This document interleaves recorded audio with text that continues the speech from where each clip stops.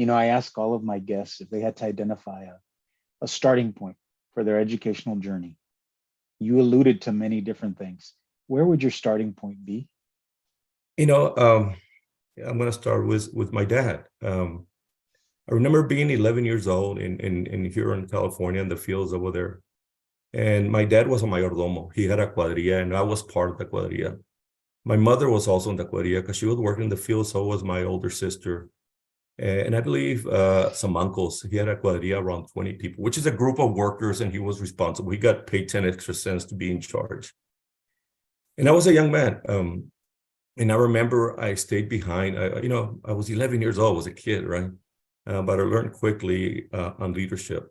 I remember the boss came to check on the fields, and I was behind, and I was making mistakes, and I remember the boss, who was Anglo. He was a great guy. I got to know him, but he was Anglo, and I remember telling my dad, "You need to replace that young man." And that's where I learned, I guess, politics from my dad. My dad was trying to tell the boss, let me work with him, and just broken English. Give me more time. I'll work with him. If he doesn't work out, I'll remove him. And the boss left, and my dad came to me y said, "Mijo, qué vergüenza, mijo, que te quedas atrás en la línea y tu mamá va adelante."